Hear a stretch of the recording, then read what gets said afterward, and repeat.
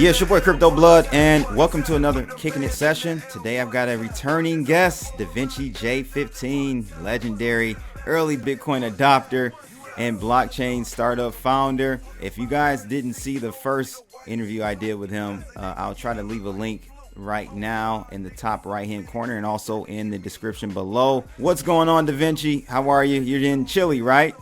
Chile. Yes, Is how you say I'm doing good. Yeah. It's just great here in Chile. You know, we're in the middle of winter, and it's like 25 degrees outside, and nice and sunny. So don't do that to me, man. Don't do that to me. So you're going to actually be, and I'll let the audience, or I'll let you tell the audience a little bit about yourself just quickly, because we did that the first time you came on. But you're going to be here in the States soon. Is that correct?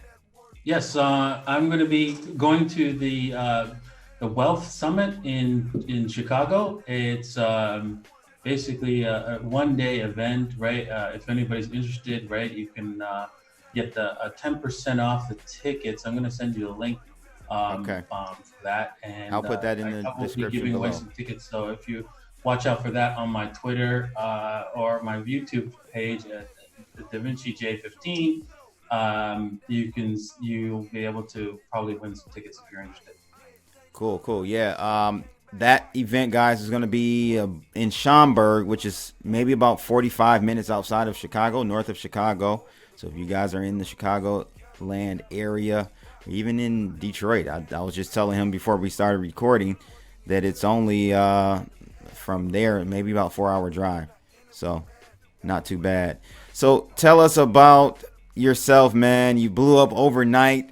You were in Miami, I think you told me, and you started getting tweets and texts from your friends like, hey man, you're going crazy online. Kind of just give a quick overview of that before we get into things for today. Yeah, that happened in December. I remember coming back from a Miami trip, and people were like sending me messages like crazy saying, hey, what's going on? Everybody's like talking about you on the internet like crazy. And I'm like, what? That was quite a shocker. But what happened was I've been in this space for quite some time when I realized that when I learned about how money works, that it transfers wealth from the poor and the middle class to the rich. And I felt I had to do something about it because as I was reading books and stuff like that, one of the things that stuck out was that, you know, it said that the only way that evil can persist is the good men do nothing. And so even though I didn't want to do YouTube videos, it's not my thing. It wasn't I'm not really a public speaker kind of guy. I knew that I had to say something about our monetary system and help as many people as I could, even if it was just one person. Yeah. I felt that would be good enough because, you know, what's coming is going to be a complete disaster. We've seen this over and over again in the history books of mankind that we go from a wealthy nation and we go into enslavement and then back to wealthy again. And so I would like us to skip that enslavement part, if you don't mind. I mean, are we already enslaved? I don't know, DaVinci. It seems like we may already be in that situation. Maybe not physically, but from a monetary perspective, debt is an enslavement type of thing, right? Debt slaves is what they call us. So, you know, you were getting a lot of flack for a lot of the stuff you were saying back then because you were a precious metals guy. Right? You were talking about precious metals initially, then you found Bitcoin, and man, you said you were just getting so much hate online, right? Oh yes, for sure. I mean, I remember once I started talking about Bitcoin because one person said, "Hey, what do you think about Bitcoin?" I was like, "Scam. There's no way you can solve the double spend problem." And I decided to read the source code, and then when I read the source code and white paper, I was like, "Oh darn, this guy did it. He solved it. This is unbelievable," right? And I did a video saying every once in a while something comes along that allows poor people to be rich because you're able to buy it at a very, very cheap price. This is one of them. And it was at $1 at the time, less than $1, really. It's been almost a year since I had you on. I had you on in December of 2018. A lot has changed since then. What are you doing now? What do you think about the space right now? Bitcoin is hovering around 10,000, 9,500, something like that. Um, do you think we found a bottom? Kind of give me your thoughts from a price perspective on Bitcoin, and what other projects are you really eyeing? I know you're doing some stuff with your Pandora's wallet. Just kind of give us an update on everything, and we'll go from there.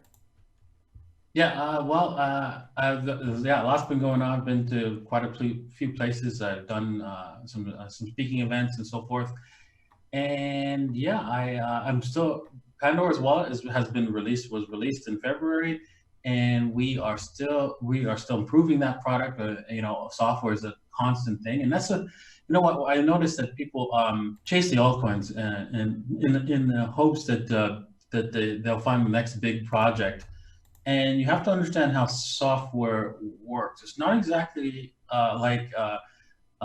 where you purchase a type of car or cell phone, and somebody else produces a better cell phone or better car, and beats out the current competition. Hmm. Software gets upgraded, it's improved, and so it's like buying a car, and then all of a sudden that car gets upgraded right for you to a new one. so so if you think about it in that sense, right, you'll notice that, wait a second, it's not going to be dethroned Bitcoin that easily, Hmm. because as long as they continue to upgrade and make it better, why would you switch over, right? Yeah. So think about that when you consider buying all the different altcoins, right? And people will still buy them. There's no way that's not going to happen, right? You could say the reason why is that people always, whether it's a scam or not, it doesn't matter. What matters is that people will always look for the next big thing that can do better than Bitcoin, and it's just human nature, right? We think that we can outsmart the markets, so that's why I Especially think with we'll people have another who, alt season. yeah, especially with people who missed Bitcoin's first wave. They want to recreate that, right? So they're like, hey, I want to be the first in the next biggest and latest, greatest thing. So do you think we'll see another altcoin season? And if so, is the breadth of that altcoin season going to be as wide as it was in 2017? Uh, I think it will be for the newer coins. Anything that's been recently created after maybe 2018. Mm-hmm. Some coins in 2017 um, will do extremely well because they're new, they're shiny, and That's a you good, know they, you bring up I've never thought of it that way. I never thought about the newer coins doing better than the older altcoins from the, when I say alt 2.0 season. I'm sure you're OG in the game as well. You remember the altcoin 1.0 where we had like WorldCoin, Namecoin, PeerCoin, all of those. But that's a very unique take that you have, that you see the newer coins doing better than some of the older coins from the altcoin 2 season. That's pretty neat. exactly I've never heard that exactly before. the reason why is because um, they've gotten a lot. They've matured, and they've almost like solidified. So they're making changes and upgrades. It's a lot harder for them. And whilst the newer coins, right, they can market all kinds of new features that they can build in really rapidly And people because they're have new. amnesia, right? We forget really quickly about the No, it's other not coins, that. It's right? just that. It's just that. Like for example, I got into Namecoin, right? And Namecoin did not do well the second time around in 2017, No, it didn't. and that was like the second oldest, well, maybe even third oldest Third, coin. third, yeah, it was the third. Yeah, Right? yep. And you can see a lot of coins like that did not participate very well in the Bitcoin run up in the altcoin season. I You'll, think I you'll, have to you agree with you with that. I again, that's a unique point of view I haven't heard yet from anyone, and I think I have to agree. I can see that the newer, because I was thinking maybe some of, and I think some of the older coins like Litecoin, of course, will do well just by nature because it's the second altcoin or first altcoin right? So you have some of those, like if you want to call it brand name altcoins, will do well. But yeah, the newer ones that are at the tail end, like you said, late 2019 or 18 into 19, probably will do well in the next run up. What are your thoughts about Algorand? Have you been keeping up with that one? That's a pretty strong project. I did a review of that one before. Have you heard about that project? No, I haven't actually. Can you Oh, tell me a okay. bit about it?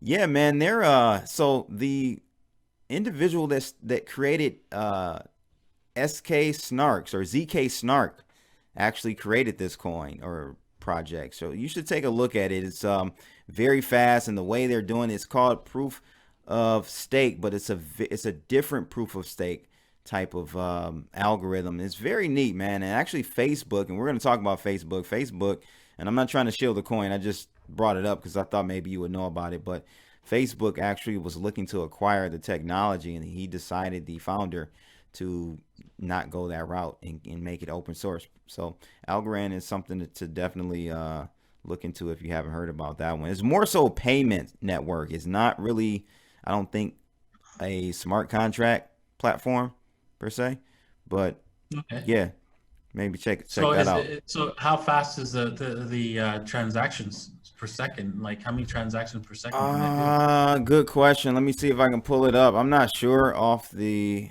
top of my head, but I look at more so the teams behind these types of projects. And when you have a guy, the person that created ZK Snarks, he he and that, like, a lot of anonymous coins use ZK Snarks and other applications as well, not just cryptocurrencies, but this guy actually won some type of award that's equivalent to the Nobel Peace Prize for computer science. So the guy knows what he's doing, and that's what really intrigued me about the project. So it's algorand.com. Just check it out. I'll maybe drop a link in Skype or something so you can check a little bit more about it. But Awesome, awesome. yeah, speaking of Facebook, though, because they were looking to acquire Algorand, what are your thoughts about this Libra project, man? Well, I think this is great. It'll give people the taste of cryptocurrencies and be able to transfer rapidly across the world, anywhere.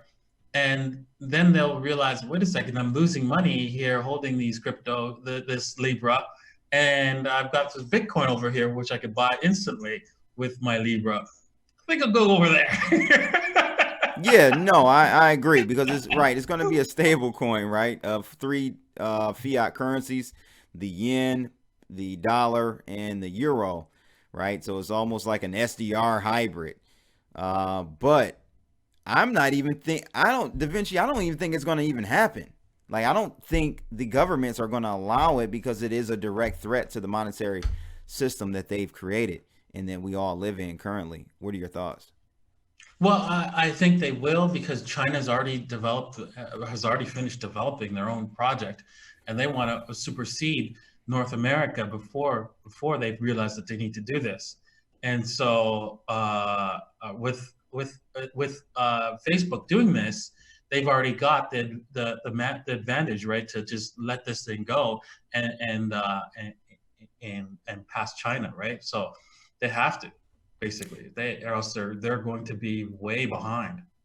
But I mean, but we have to understand and just, make sure the audience understands this, that Facebook is not the Federal Reserve, right? So the Federal Reserve is not going to be happy with Facebook looking to take demand away from their created dollar, right? Yes, And so yes, that's why we've been having so many hearings here over this Libra. They're trying to stop it left and right. They're saying, and I mean, I agree that Libra has actually helped Bitcoin's story, because people, like, can see, hey, this is not Bitcoin. We're having all these meetings on Capitol Hill for and about Libra and banning and stopping that project from starting, but they can't ban and stop directly. They can hurt it, but they could never stop the utility of Bitcoin.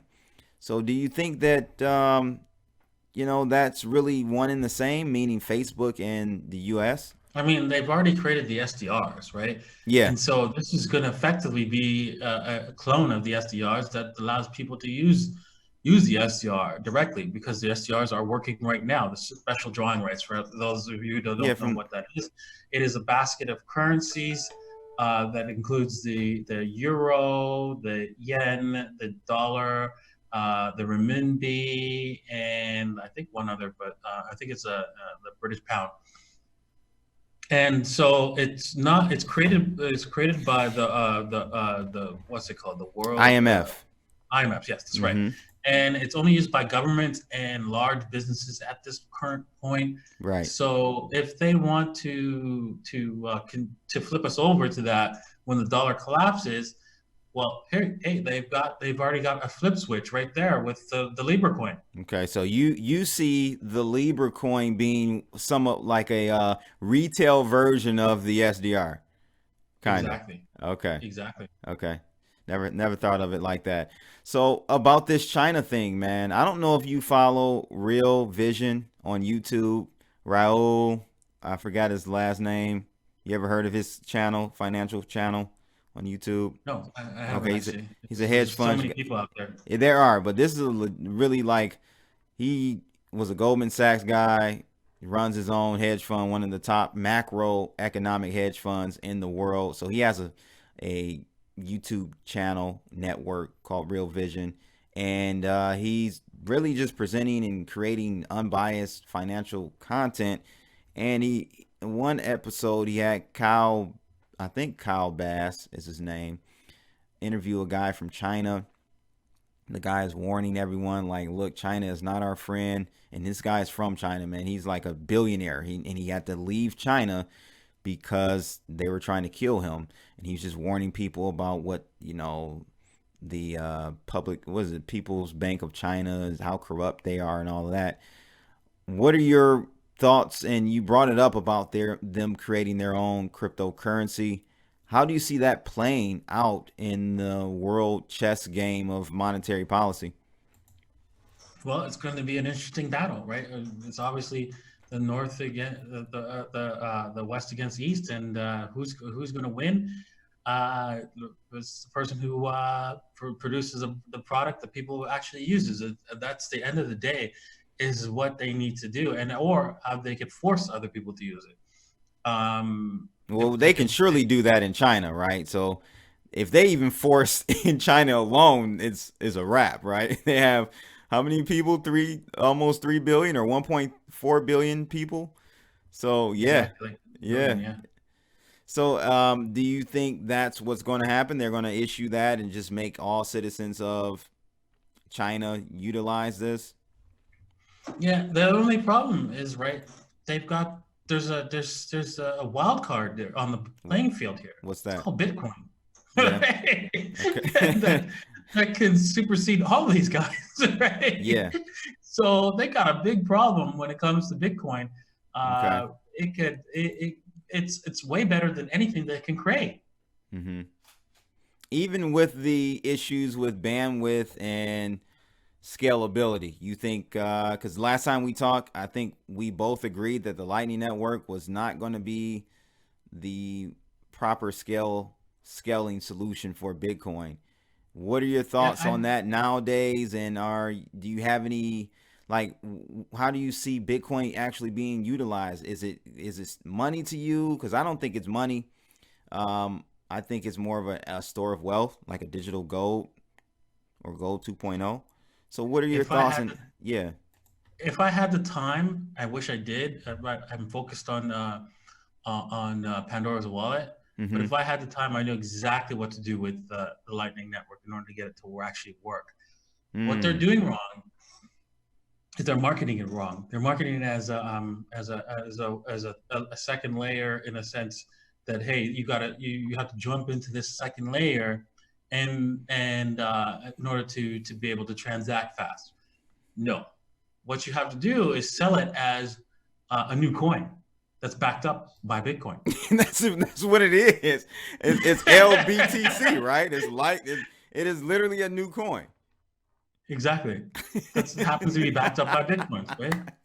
And so if you sold it in that Oh sense, man, that's a good one. right, Yeah, that's a good one. then it would in the next run up, it would just like go crazy, it would go nuts. Yeah.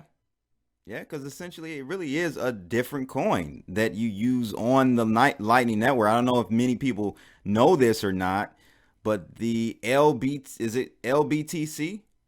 Is that what it is? I think. LBTC Lightning. I I don't know don't what know. they call it, but it's another coin, a derivative of Bitcoin that runs on the Lightning Network, and then when you're ready to reconciliate everything, it balances out, and boom, you get your Bitcoin back, right? No, you Something like see, that. Is it again, they're something? selling it wrong, right? You have to Hmm. sell it like this, where, hey, you know what? You buy this coin, and if you want bitcoins, you can trade them back to bitcoins at any time for the exact same Yeah. price. Right. Right. That's it. Right. Don't say okay.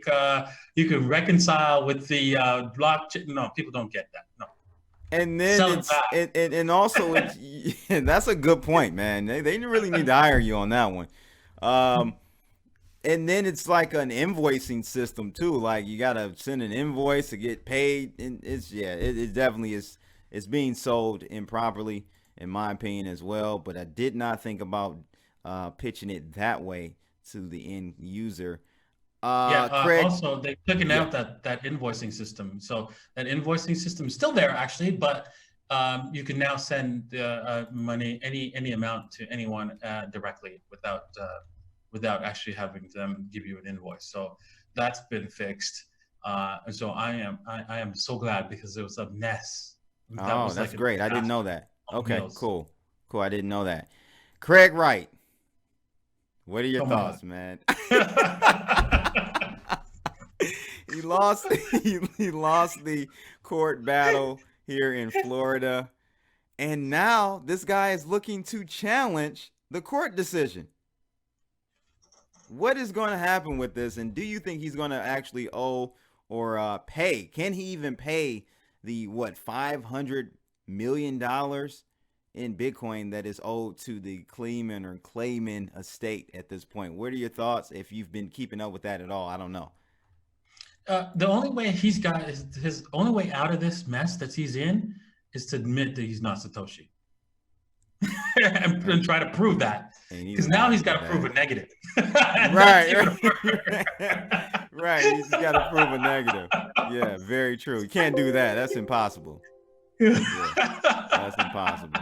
That's funny.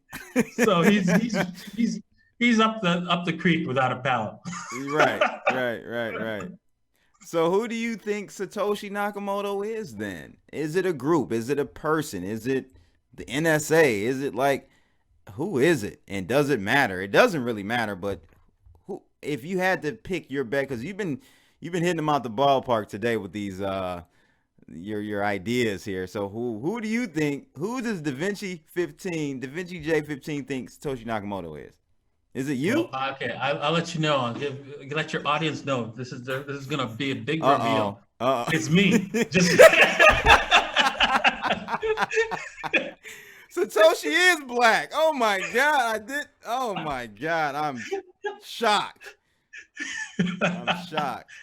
No, but man, seriously, I have no idea. you have I no could idea. if I were to take a wild guess, I'd say it was one or two people, and they're probably already Mm. Mm.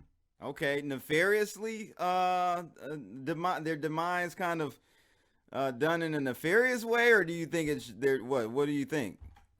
well. History is clear on this, right? You mess with the bankers, you're Mm. going to get killed. Yeah, that's very Absolutely. true. There's hands down Yeah. no way you're going to survive that, right? Right. At all. Period. Yeah, that's true. That's very true. Wow. Okay. Cool. Cool. So that's a neat take on that. What are your thoughts? What are you excited about? We're getting toward the end of 2019. What are you most excited about? What are you doing? What other? Yeah, I know you're coming to the States here soon in October to Chicago, but what other things are on your plate at the moment, Da Vinci? Well, I was in discussion with Tone Bays, going to his summit, his also event in Bali, and I'm going to go to do that, do some training with him on trading, and also I'm also going to probably go to Singapore and maybe even Russia in October and November, but that's up in the air still. I wasn't gonna go to back to Davos, but I'm reconsidering it with Chris like begging me to go. so so I was maybe I gonna, might go. yeah, I was gonna ask you about Davos last year. You were there. Thoughts about that? You won an award, I believe. I saw you on Instagram flexing with that. What Yes, what were your that's thoughts right about the here. environment? Yeah, let's see that. It's Nice. right here. I don't know if your audience can see that, but Yeah. here it's the Blockchain Park Award, right? Best Influencer of 2019. What are your And yeah, I thoughts mean, about the whole environment there? You know, Davos, if people don't know, I think my audience does. Davos is a very affluent type of event, right? A lot of the world leaders, billionaires, they come together and pontificate about the issues of the world. not How, really. They're there no, to drink and party and have a good time, and then maybe network a little bit, and that's it. that's it. And that's what I found. It was Okay. mostly like a big party. Even Janet Yellen was drinking and getting drunk. So it's like Wow. whatever. So no Illuminati sacrificial No, Alex Jones type tinfoil hat stuff going on. no, it's a big party, and maybe it's a cover up for something else, but I don't know. It just seems like a gigantic party to me. So what were your thoughts, or what did you see people's gauge and pulse on Bitcoin? I know that was a year ago, so things may have changed, and maybe we can get a compare and contrast from you at a later date from this year versus last year. But what was the consensus among all those affluent people about Bitcoin? Well, you know what? It was a big event in the sense of like big part of the whole Davos event because there was a lot of different booths and people talking about it and comparing Bitcoin to gold and seeing the future with this new asset type and everybody's trying to produce something with the blockchain. And you know what? When I think about it, right, the only use for a blockchain is for money because it's slow, it's it's inefficient, and the reason why it's that way is in order to protect the assets, the currency asset on the system, and and so Okay, this is something I didn't expect you to say something like that. So you don't like? Are you familiar with Hashgraph? yes, Okay, yes, so do you think that looks like that's maybe a promising project that's not pertaining to specifically currency? It's what are your thoughts? I mean, I have to take a look at the source code in order to really say for sure. okay, Um, okay, when I heard about Hashgraph, I heard it was a concept at the time, and it was like very like pie in the sky kind of thing. yeah, it was. Uh, Mm-hmm. It was. I agree. No, I agree. Yep. so I don't know if it's actually produced yet. I don't know where it is in the sense of production. Yeah, so And just to let you know, they're actually launching DaVinci September 16th here. Yeah, they're going to be launching September 16th. The main net will be launching. They've got some heavy hitters that are backing it. I think it's more so a centralized in nature type of blockchain. it would have to Because be. yeah, because they're only like 39. They call I think sponsors or governors or something like that. But yeah, check it out, man. I've got it on the screen now for people to check out, but it's hedra.com. That's HEDERA.com. They're opening up September 16th. So we'll see what's happening. They've got some big people there: Boeing, IBM, Deutsche Telekom, some names I've heard of for sure. Namura I've heard of. Swisscom blockchain. So Tata Communications, that's huge. So Yeah, I mean, let's just see what it does and how it works. Maybe you could use it as a second layer to Bitcoin or something like that. hmm I have to research it a little bit more, but if this thing is real, it'd be very interesting to say the least. yeah, I think so. I mean, we never know, man, how this is going to pan out. Always say that we're in the Netscape era of uh, cryptocurrencies. I think we've got a long way to go, a long way to grow, and we'll have I to wouldn't see call what it the happens. Netscape area. I would say in the website area of of Okay. cryptocurrencies, because you have to understand this is like just as big as the web. So how many web pages can you actually have on the internet? Right? There's no limit, right? No, I How guess many I, different I guess characters? I was speaking figuratively as far as where we are in the age of the internet, right? Like Netscape was like our first real good web browser, and then we evolved and things we now have like broadband and it's grown from there. I'm just saying as far as where we are in blockchain, I think we're very early, and we I don't know if I can even imagine where we'll be in just 5 to 10 years with this. We start adding AI into the mix. It could be a gift and a curse. I don't know. Yeah, I know it can go either way, right? Right. Because it all depends on the public's desire to use the product, and at the same time, I think more than just the desire of the public, but how well Bitcoin can upgrade and stay relevant for the Okay. foreseeable future. I think that that's so far given with the fact that Bitcoin, its dominance is like at 70% right now. Yes. And looking at the charts, you can see that Bitcoin on the weekly does not want to break down below the 13 EMA Okay. on the weekly. This is a good sign. We can see a really a good pump coming in the next little while, and that's it's kind of crazy. I mean, this move is like I think unprecedented so fast in the fact that it's only been since the top it's only been less than 2 years since Mm-hmm. its last all-time high, And it's and gonna chase it quickly, it's almost right? back at half of what it Yeah. was from all-time high. Absolutely. Yeah, I mean, we That's got to ridiculous. 14,000. Remember? I mean, that Yeah. that's pretty close. 13.9 or something like that. So, do you see all-time highs before end of year? I know we don't know. No one has a crystal ball, but if you had to bet, No, I do not. It's possible. yeah, Possible. It's right, not impossible, right. but it's just improbable, Mm-hmm. right? We still have to pass, the 61.8, which is at close to 14,000. Then we have to pass the 78.6, which is close to $16,000.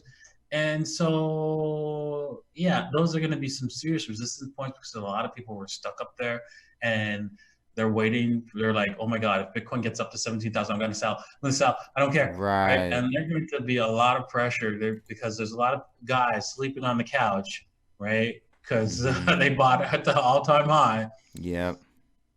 and they'll be glad to get out, and they'll be selling their bitcoins and being allowed to go back into their beds with their wives. So Yeah. yeah, you gotta consider that Very true.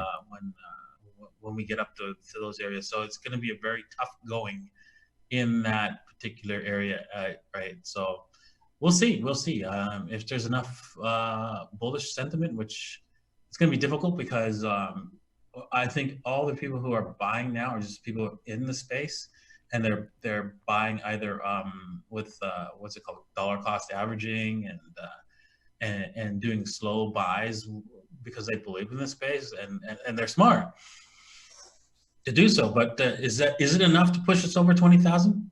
You know what? Only time will tell. Yeah. I agree. I agree. Only time will tell. Any last thoughts, Da Vinci? Yes, if you're interested in trading altcoins, I know altcoins haven't done very well, Mm-hmm. but their day will come, and when they do, right, you want to keep them off of the exchanges, Mm-hmm. and Pandora's wallet will help you do that.